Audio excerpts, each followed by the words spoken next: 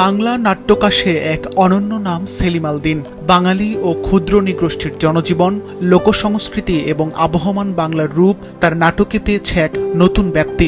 প্রচলিত গণ্ডির বাইরে গিয়ে সমকালীন বিশ্বশিল্পের সঙ্গে তাল মিলিয়ে নতুন শিল্পধারা প্রবর্তনে তিনি জীবনভর সাধনা করেছেন।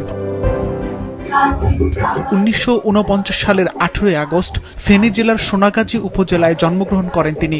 মঙ্গলবার নানা আয়োজন ও আনুষ্ঠানিকতার মধ্য দিয়ে জাহাঙ্গীরনগর বিশ্ববিদ্যালয়ে উদযাপিত হয়েছে তার ৭৭তম জয়ন্তী।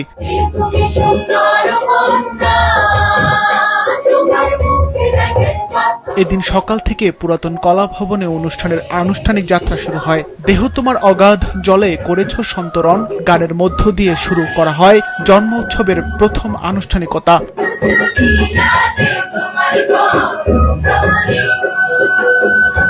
প্রধান কলা ভবনের সামনে থেকে শিক্ষক, কর্মকর্তা, কর্মচারী এবং শিক্ষার্থীদের সমন্বয়ে এক বর্ণাঢ্য র্যালি অনুষ্ঠিত হয়। র্যালিটি বিভিন্ন সড়ক প্রদক্ষিণ করে সেলিম আল দীনের সমাধিতে গিয়ে পুষ্পার্ঘ্য অর্পণের মধ্য দিয়ে সমাপ্ত হয়। সেলিম আল দীনকে যখন আমরা আসলে পাঠ করা শিখেছি অথবা শিখছি মাত্র, ঠিক সেই সময় তার চলে যাওয়াটা আমাদের জন্য অপূরণীয় ক্ষতি। সেলিম আল দীন স্যারের সান্নিধ্য না পাওয়া, এটা আসলে আমার জন্য বা আমরা যারা সেলিম আল দীন স্যারকে পাইনি পরবর্তী ব্যাচ হিসেবে, তাদের জন্য খুবই দুর্ভাগ্য। আসলে স্যারের রচনা এবং স্যারের যে সৃষ্টি, সেটাকেই কেন্দ্র করে আমরা তাকে নিয়ে চর্চা করি, তার স্মরণ করি।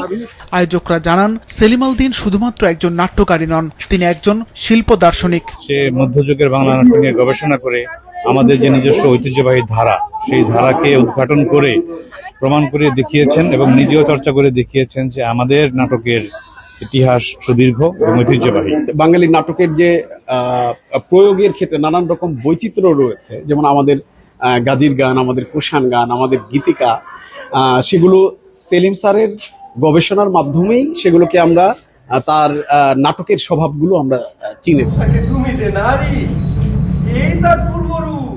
দুপুরে এ সংক্রান্ত একটি সেমিনার শেষে রাতে বিশ্ববিদ্যালয়ের জহির রায়হান মিলনায়তনে কাজী নজরুল ইসলামের সাপুরে গল্প অবলম্বনে আনন্দজামানের রচনা ও নির্দেশনায় জহরনামা নাটকটি মঞ্চস্থ হয়।